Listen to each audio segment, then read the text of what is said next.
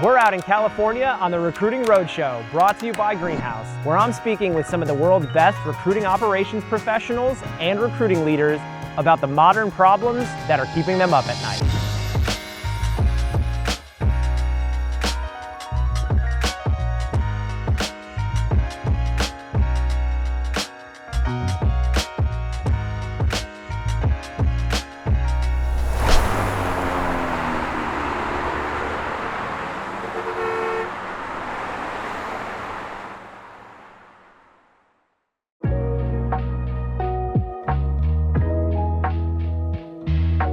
Tommy Weinert runs a search firm called Mount Indy, and they service GovCon and security clearance recruiting. It's so important to have strong rec ops postures when it comes to things like hiring in the cleared spaces, because there's so much on the line when it comes to identity verification and candidate fraud. Tommy's also just a great upbeat guy, and I enjoyed this conversation with him for understanding a little bit about what motivates him as we uplift and upskill the recruiting industry. So let's get into it.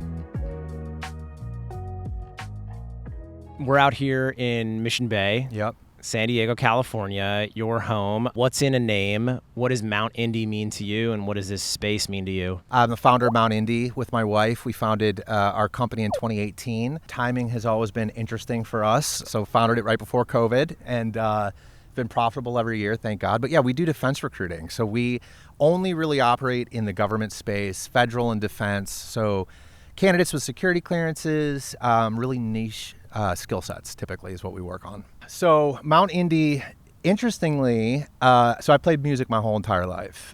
Since I was 13, I've been in bands. And my wife and I were in the federal space for 10 years, and we wanted to start a business. And we were going to do a merch company for bands. We were going to screen print shirts, try to build this business. Learned very quickly we were really bad at screen printing. We were about to get married, and we realized that wasn't going to work, and we started Mount Indy, right? We've been recruiting our whole lives, essentially, our professional lives, and we needed a business name. So the streets where we lived in Claremont are called the Mount Streets. It's this really cool little neighborhood, and we knew we wanted to be independent. We wanted to basically take our destiny in our own hands. So we said Indy, Mount Streets, Indy, Mount Indy. And it was the first name we thought of. And we went through probably 20 or 30 other names. And then it really stuck. And I'm glad you asked, because it's been an incredible icebreaker for us. Like, companies are like, what is Mount Indy? And, they're used to Federal Solutions Incorporated or, something like that. And so it's been a really cool door opener in conversations. And then as far as the physical space that we're in now, San Diego means everything to me. This is where I found my independence again, which is interesting.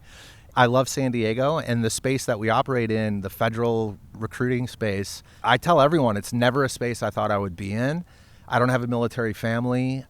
Most of the people we support are either veterans or somehow connected to this greater, mission of national security. At first, I felt like an oddball in the space, and I've really found my home there because it's just a really cool thing to be able to see all of these people dedicated to this mission, which is really greater than most of the people involved in it. So I really appreciate that I'm able to be in that space and physically in this space in San Diego. Tommy, what's your mission? Why are you doing this, of all the things you could do to make a living? I've always been an entrepreneur, whether it's music or even early days in bands. I tried to start concert production companies. I've always wanted to do something on my own, and I think that comes from my dad. Somebody asked me why I'm so passionate about defense recruiting, and I realized I'm not passionate about this. I'm passionate about being an expert in it. I'm passionate about being the best in it, and that just ancillary is it allows me to be passionate about the space. But I hope that doesn't come off wrong. I'm really happy to support the space that I support, but I'm more passionate about I want to be the most knowledgeable person in the space, and that's what really drives me. I love that. I think about the problems we're solving as recruiters, and a lot of the strains on the systems, on the workflow, the candidate journey that we're experiencing today are different from even just a couple of years ago. I think about things like, increased application volume, candidate fraud, identity verification, AI in the screening process, and the way recruiters use AI. What's going on in the world of cleared hiring for you when we think about those modern challenges? Well, all of those things, but I have a really interesting take on this. I hate the term recruiting is broken, and I hope that goes away because it really doesn't talk to the issue. And the issue is hiring is broken. You know, we've got this saying at Mount Indy that process always beats technology. And for as cool as all the stuff coming out is, it's like you can't pile on great technology onto a bad process. And most companies really suffer from bad process, whether it's communication, whether it's disparate systems in their chain that don't talk to each other, whatever it is. I would think that like 90% of hiring challenges can be solved from better process. I tell my clients, like, I shouldn't have a job. Like, I shouldn't be able to have a successful company because if the process was just really figured out internally, hiring would be so much easier. So I'm thankful that that's an issue because so I have a job. What's happening in this space? So you said candidate fraud. That's a huge one in defense recruiting. And we've talked a lot about this. If you don't know what Jasper Sleet is, look that up. It's basically an operation by North Korea to put foreign operatives within U.S. organizations and funnel the money back to the regime. It's been happening in defense contractors, which we didn't think was possible, but it is happening. So that synthetic fraud is a big deal. Fake candidates is a big deal. High applicants, not so much a big deal, but it's those types of issues. Security is a huge thing in our space. And to all my GovCon recruiters out there, like I tell everyone, you are on the front lines of national security when it comes to recruiting. Not to get too deep in the weeds, but the Defense Counterintelligence Security Agency, they put a report out every year. They say the number one way that spies get into companies within the United States, the number one reported method is resume submission. So people trying to interview and get jobs. So recruiters in my space literally are on the front lines of national security. And as far as mission goes, like if that doesn't get you out of bed in the morning, I don't know what will. That's so good. How are you mitigating that? Honestly, a lot of it comes from client demand. What they're saying, like, hey, we want you to start doing these things. And some of the clients that we work with are pretty big. So we get to see some awesome processes. We do some things on our own, but for example, multiple rounds of identity verification. So all of the positions that we fill require security clearance. We check the security clearance, within the security system for the government. But I've seen companies doing things like, give me the IP address of the computer, and then I want to know the nearest grocery store, the nearest park, and the nearest gas station. And they're like triangulating the IP address to see if it moves out of that like triangle. I don't know if they're pulling it off, but I've seen companies do that, and I thought that was pretty slick. So stuff like that, a lot of identity verification, but that kind of like geolocation thing it's the first I've ever seen that. Recruiters are asked to do so much on a daily basis. I mean, fill a pipeline, be a coordinator and a concierge for a candidate, provide great service to a hiring manager, influence without authority. Now we're being asked to verify the identity of an applicant or make a judgment call around if a candidate is fraudulent, capital F or lowercase f, depending on if it's big fraud or little fraud. You talked a little bit about big fraud. Yeah. I think like little fraud or small things around like some of the job requirements or work authorization, location, hours, things like that. But we talked about some of these like big fraud things. That's a lot to ask a recruiter. Yeah. Do you think that's within a recruiter's remit? The crazy thing about recruiting, for as like simple as it is, it's a hard job, but it's a simple premise, right? Find people, get them hired. Every company runs it differently. And, the age-old question of like, where does sourcing end and recruiting begin? And I've seen companies try to like, detangle that. But as far as like, do I think it's your responsibility to do that stuff? Ultimately, what it comes down to is like, what is your company asking you to do? And if they're asking you to do it, yes, it's your responsibility. Theoretically, no, it's not your responsibility. Like I always say, if you want to judge me on quality of hire, let me make the hiring decision. And it's the same thing with this type of stuff. I'm not going to be the one vetting someone ultimately. I may be the person putting the investigation into Hire Right or whatever and making sure it gets completed. But ultimately recruiters are a conduit to a hire. They are not the hire makers. So I think, unofficially it falls on our shoulders unfairly too. But this is why I said it's a hiring issue, not a recruiting issue. Hiring takes a whole entire company, and everyone involved with that process should know what their commitment and KPI is. So long answer, it is, but it shouldn't be. Yeah, totally. Which feels a lot like some of the stuff we just do in recruiting. It is a thankless job. We are the scapegoats often in the organizations we serve. When something goes wrong with an employee, if there's regrettable attrition, the first finger they point to is, oh, they were a mishire. Yeah. Oh, or this is what the recruiter filled the funnel with. I sometimes wear that with a badge of honor because recruiting is high stakes, high reward. That's what gets me out of bed. I love coming to the table with a pipeline of candidates that can provide a solution to the business need at that time. What motivates you? I mean, I better have a lot of motivation running my own business, right? So I get a lot of external factors that motivate me. And I've always looked at work as the opportunity to do what I want in my free time. So that motivates me in a big, big way. For our clients and for the candidates that we work with, what motivates me is literally, I love knocking people's socks off. I love providing, this sounds so cheesy, but I love providing value that clients didn't even see was there, and whether that's through insights and market intelligence or helping them solve a really complex challenge. I will say what I've realized about myself lately is I am really good at like 75% solutions, and my wife will back me up on this. I can get an amazing idea to 75%. Getting it to that 100% is like, I hate it. I absolutely hate it. So it's that creativity that I love. Like, we follow this operating system called EOS. And in EOS, there's this idea of a visionary and an idea of an integrator. And the integrator is the person that gets stuff done, and the visionary comes up with all the ideas, right?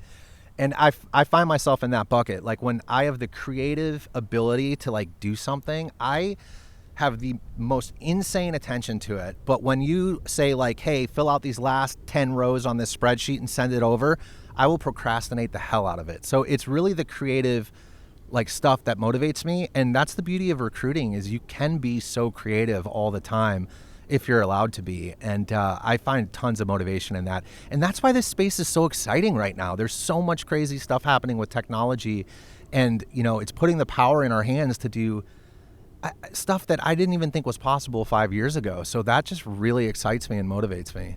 I love thinking about recruiting as the art and the science. Yeah. We hear a lot about that. That is a common talk track in conferences, in white papers. Vendors use it to amplify the science of their hiring methodology that's baked into their software, their algorithms. I love this idea of recruiting being a craft, the art.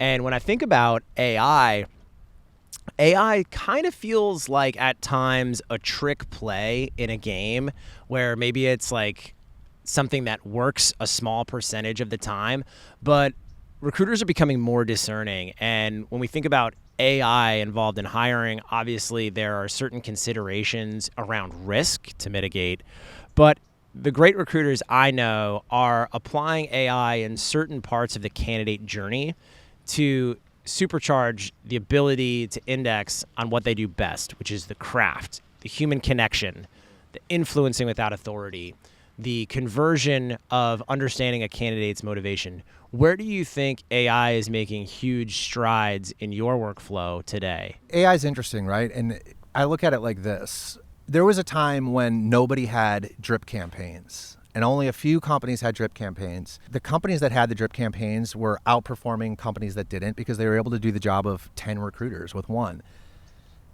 Now everyone has them, and it's created this like messy sandbox. And it's the same thing with AI, right? Like, people are using it like Google. Everyone's using it, but so many people are just using it like just using ChatGPT and asking them like something really simple and not getting the full capability out of it. What we've seen people do successfully and what we're doing successfully is really training it on our company and our clients, and understanding, how to provide a real assessment on a resume. I make the real distinction there on a resume. And I tell everyone this: you are not making a candidate assessment when you use AI. You're making a resume assessment. You are seeing how their resume matches, and it's your job as a recruiter to then take that assessment, call the candidate, and say, let me fill in these blanks here. But I mean, we're seeing people build out full-scale applications with AI that are helping them in their workflow. But what anyone can do with ChatGPT is really work on that assessment funnel, the messaging, really understanding how to connect with candidates, and like you said, influence without authority. Just be able to get smart on things really quickly. So, Rick Rubin? Of course. Yeah, so Rick Rubin, he put out this book called The Timeless Art of Vibe Coding, which is funny that it's called The Timeless Art since it's a brand new thing, and he jokes about that too. But his whole thing is that AI is the democratization of technology, which I truly believe. Basically, everyone has these tools, but it's the really creative people that are going to be able to take it to the next level and get beyond like the spam stage that we're all at right now. So the recruiters that are able to do that really use it to implement their workflow and look at, what am I doing right now that doesn't make sense, and how can I potentially use AI to either fix that, totally offload it, or implement it into a better practice. Those are the people that are doing real things with it, rather than just feeding a resume to ChatGPT and saying, what should I do here, or something. You talked a little bit about drip campaigns. I immediately jumped to CRMs, and we see a lot of innovation in the space. The applicant tracking system market is poised to 2 to 2.5x in the next 5 years, which is really exciting, because if we think of that as like the top layer of innovation and market cap, we have more companies that are going to be building some of those features that can be built and brought to market faster than those ATS companies can launch themselves. We see a partner ecosystem that takes off, where it's companies building for a specific ATS or a specific HCM. Yeah. How do you think about the evolution of like the market in general, from the tools that are available to recruiters to build out these solutions and beautiful rec ops processes that are customizable for the industry and candidates that they serve? This is $1 million question. So when I've been thinking about like where we're at with podcasts now, right? Like a lot of podcasts out there, like, there's a whole comedy, like there's just so many like podcasts for any topic that you want.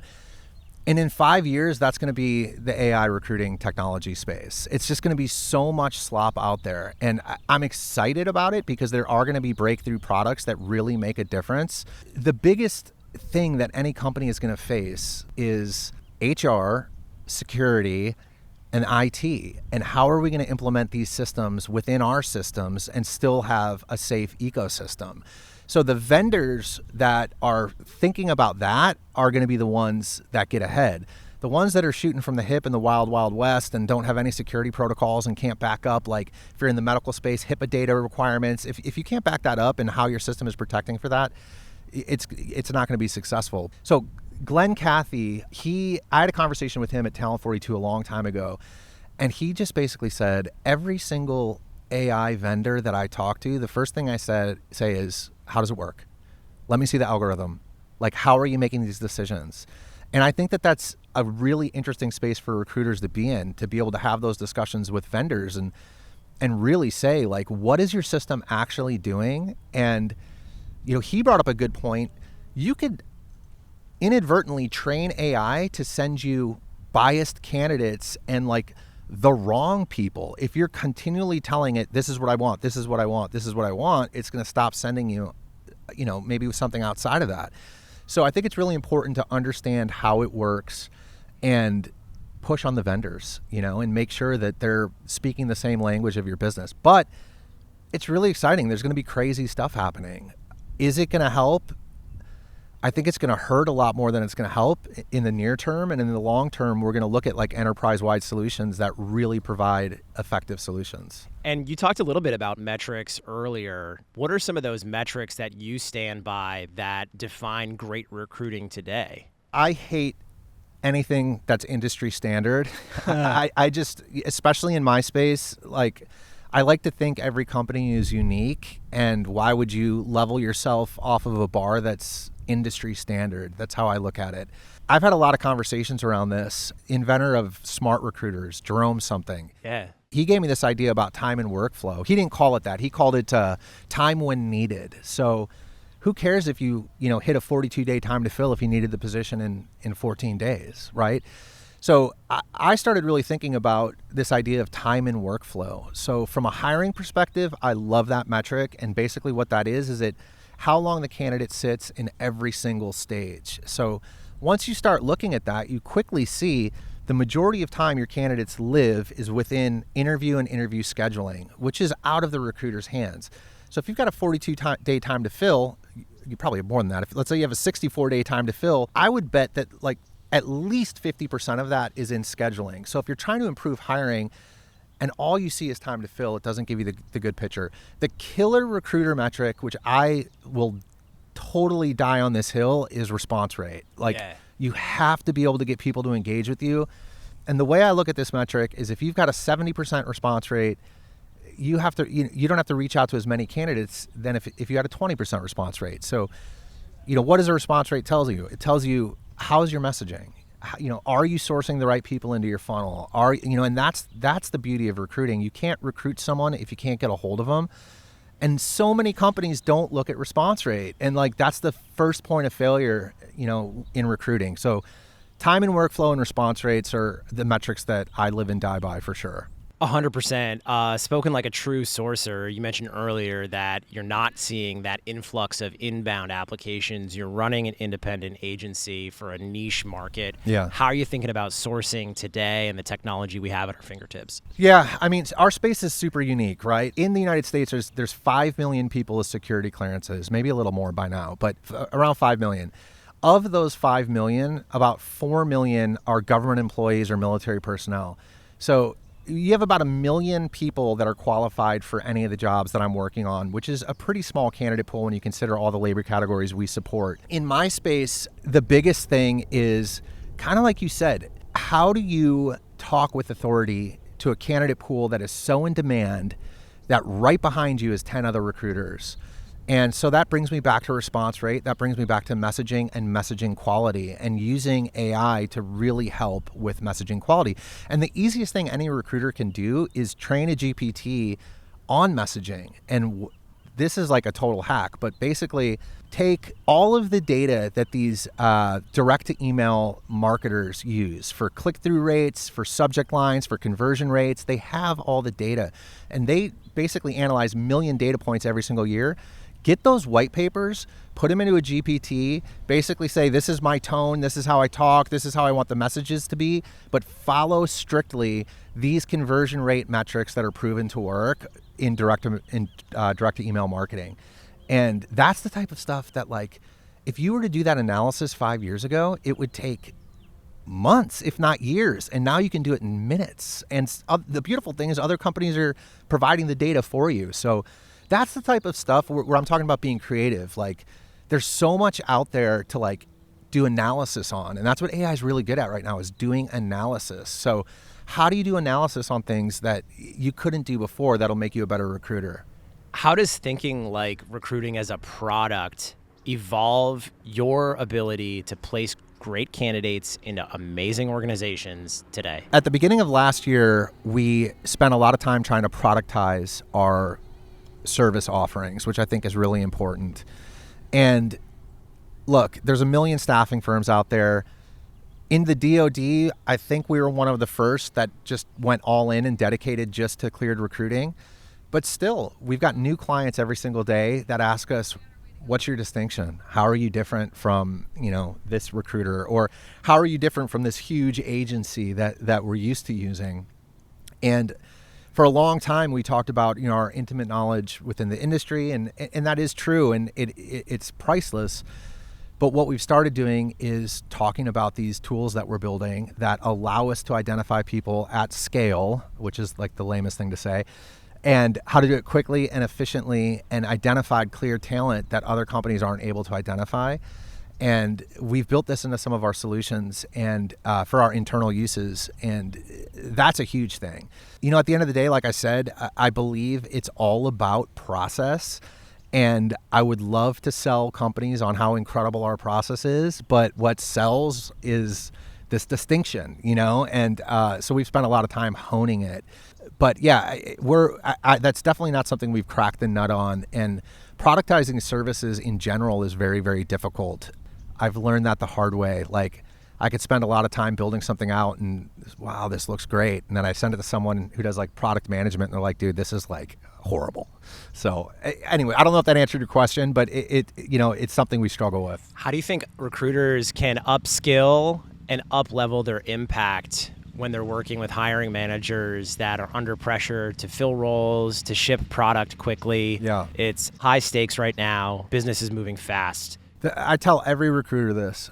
Every conference I speak at, any type of mentoring session I do, I tell them, you have to speak the language of the business. Recruiters that speak the language of the business will go far, and they will automatically upskill themselves. And what that really means is understanding the greater challenge of what the company is trying to solve. Like, what does it mean if this hire doesn't get filled? And on the converse, what does it mean if it does? And what can the company build? And how quickly could they hit their deliverable milestones or whatever? And I think a lot of recruiters are bad at that. They're really bad at speaking the language of the business. And we get stuck in complaining about hard recs or complaining about salary or whatever it may be. And not every recruiter is like that, but I think that people listening can relate to what I'm saying. And just spending that time with hiring managers, your counterparts, taking them out to lunch or just grab coffee with someone and say, hey, tell me more about like this project. And once you start speaking the language of the business, and just to break that down further,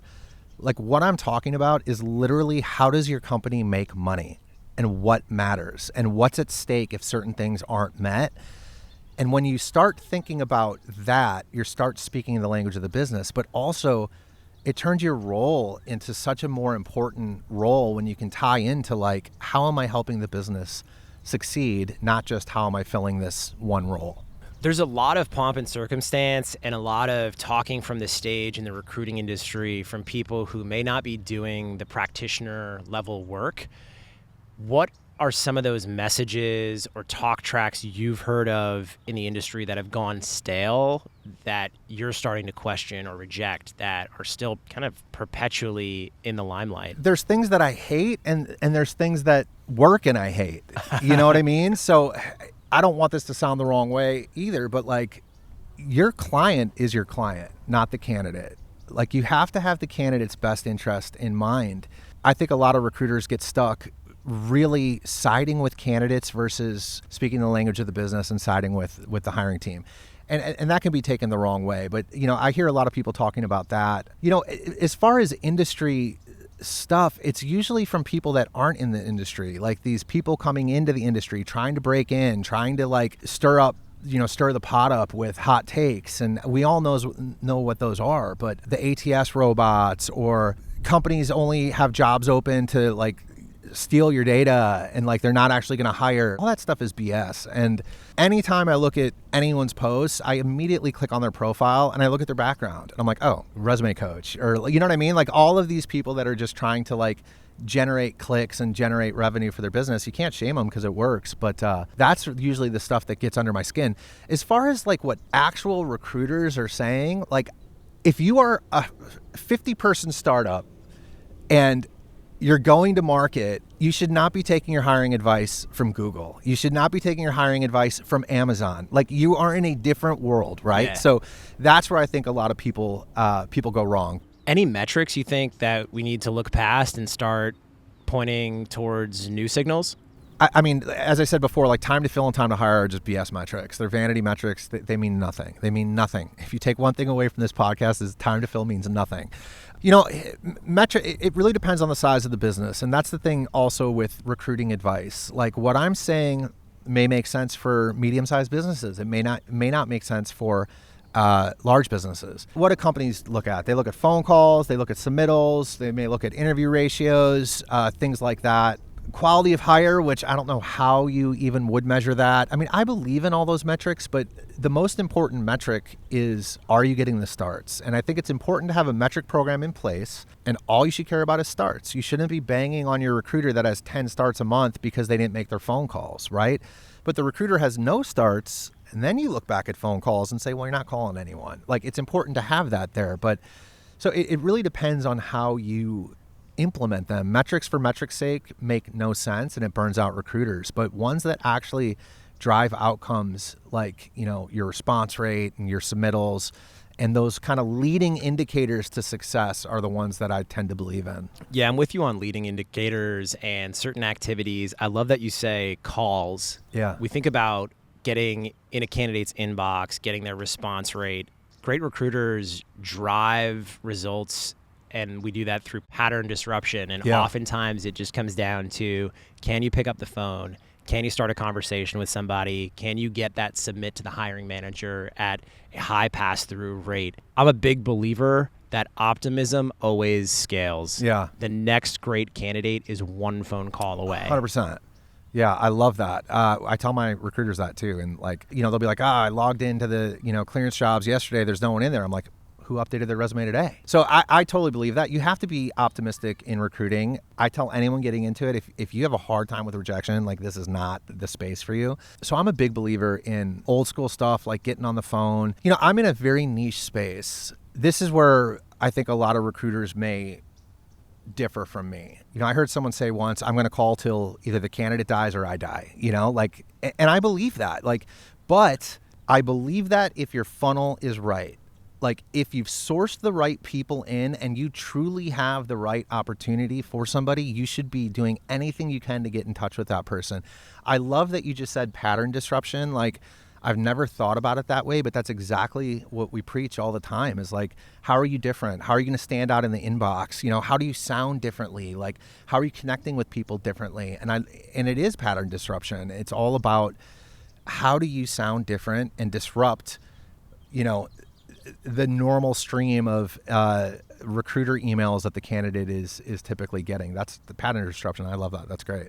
There are a lot of great recruiters in this industry who came before me, who are now mentors, friends. I'm excited after a decade in this industry to pass the torch and to pay forward the generosity. Yeah. What do you think the next generation of recruiters needs in order to be successful, from process, art, understanding of technology? So this sounds like a made up story, but it's totally not. I had a COO when I was this was a long time ago, probably 2011. And we really started seeing, the importance of LinkedIn. We were all on it already, but we weren't out there like people are out there now. We told him hey, we want our recruiters to spend time building their personal brand. He said, well, what if they build it on our dime and then they leave? It's the same thing with a CFO telling a COO he doesn't want to pay for training, and the COO is like, what if we don't train them and they stick around? So it's that same idea. And the future of recruiting is that it's, first of all, you have to build your own brand. And I'm not talking about getting out there and being some weird influencer. I'm talking about just building your brand of trust and authenticity in the space and getting out there and posting content. And I know that's scary for people, but the reason why that's important is for two reasons. One, the future of recruiting is going to look way more like marketing. Recruiters are going to need marketing skills. It goes back to understanding these click-through rates, understanding subject line, understanding deliverability of emails, understanding, how, mass emails will affect your domain score, things like that. That's the first thing, is getting to be more like a marketer, because the recruiters that are out there that have the ability to bring eyes to them are filling positions quicker. Two, it's job security. If you've got a big brand out there on LinkedIn as a performing recruiter in the industry, especially in your niche space, it's going to be a lot easier to climb the corporate ladder and take on other jobs. So it is a two-win thing. It's going to help you do your job better now, and it's going to set you up for the future a lot better as well. You mentioned something earlier about when you see an opinion that you make an assessment of, the first thing you do is check out their LinkedIn profile. LinkedIn is definitely having a moment right now for B2B content, for recruiting content. I remember when we got the news feed back in late 2014, early 2015 when they rolled it out. LinkedIn is the house recruiters built. And now it's so cool to see candidates and hiring managers build a personal brand around something that for us was table stakes. Yeah. And that was our sandbox. That was our opportunity to showcase positions, value propositions, our unique take on the world of business, and also just kind of hang out with other recruiters and friends. I still think of the friendships I've made with other recruiters on the platform a decade ago, and we've stayed in touch. Now LinkedIn is having this moment, but candidates are now looking at the quality of a recruiter's background as they look at whose emails they're going to reply to and whose voicemails they're going to call back. So I think that's the other point is if you build credible content on LinkedIn and have a strong personal brand, that improves your replied interested rates or your replied not interested plus referral rates as a recruiter, because at the end of the day, first principles thinking says we need to get to a handshake, yes. I don't care how we get there. I just want to be the guy that gets us there before the other agency or the other recruiter. I got skewered for this a while ago. I forgot what podcast I was on, but I said like if a recruiter is out there clapping on LinkedIn and they have like 200 connections, I'm always like questionable about that. And those people were like, that's BS. And I thought about it for a while, and what you just said kind of like brings that back up to me. It's not about how many people are you connected with. It's not about like who do you know. It's about exactly what you just said. If a candidate is checking out my profile, what do I look like? Am I authentic? Like, do I understand the space that I'm in? And candidates are checking that stuff out. They're looking at posts. They're looking at how you engage. I know a recruiter who, has a huge following, and she tells me, I have people in my inbox, basically very highly sought after people contacting me saying, I've been watching, not in a creepy way, but like, hey, you know what you're talking about and I'm engaging with you because I can trust you. And it seems like you represent a really strong brand. So people are doing that. I'm going to shout out Stephanie Holman from Defense Unicorns. Shout out to Stephanie. Yeah. But yeah, she's epic. And like, this is exactly what she's doing. And in my space where everyone is security minded and they don't want to talk to people because whatever reason, security implications, she's built this brand of trust and influence. So going back to like, how many connections do you have? It's less about who you know and more about like, are you credible? And that is going to be something that's very important, especially with all this AI stuff. Like there's AI bots on LinkedIn right now, fake profiles, fake candidate profiles, fake recruiter profiles. This is another skill that recruiters have to have. It's empathy. Like, dude, you got to get in the shoes of the candidate. What is she going through? Like, what is she thinking? What is in her inbox? And you have to like plan for that. And part of that is people are worried about getting screwed over by employers and fake jobs. What skills do you think TA teams need to invest in today so that recruiters are better equipped to tackle the challenges that we're seeing? So I've seen a lot of recruiters doing Scrum certifications, which I think is a great idea. That type of like idea of ushering things through a pipeline to completion. Like, again, like I want to have amazing, sexy answers, but so much of hiring comes down to executing quickly, clear communication. I've always said like, it blows my mind that companies don't do communication training, like email training. Like it's unbelievable how many days are wasted on like poor emails. So communication is huge. Like you got to invest in communication. You have to invest in anything that is helping you be more productive and efficient. But, and that's why I said the Scrum certification is an interesting one. But yeah, dude, like AI, you have to start understanding the basics of AI and how you can use it to really implement and kind of enhance your workflows and kind of going back to that marketing, like understanding marketing. This all depends, right? Like if you're in high volume hiring and you have more applications than you can deal with, these aren't your problems. Your problems are applicant flow. Your problems are how do I assess quicker? How do I get back to people quicker? How do I get these applicants in a real talent pool, which by the way, I don't know of any company who manages a real talent pool. It's just like a button on the ATS. And I'm like, what do you actually do with that? And like nothing. So, but it's those types of things. Like how do you, so if you're high volume hiring, it's a different issue than my space where it's all about seeking and communicating. And, every space is different. And that's another big takeaway is don't get distracted by tools, processes, ideas that aren't relevant to your industry. And I think a lot of times, especially at recruiting conferences, That's what happens. Like, people go back to their teams with these great ideas and they're like, well, we can't implement them because A, we don't have the budget, B, it's a different space, whatever. Like the applicant tracking system. I've seen so many companies like screw this up and they say, this is exactly what we want this applicant tracking system to do. And then they send out an RFP and like all the companies come back in and they say, yes, we can do that. No, we can't do that. And they never get to, but here's all this other crazy stuff that we can do.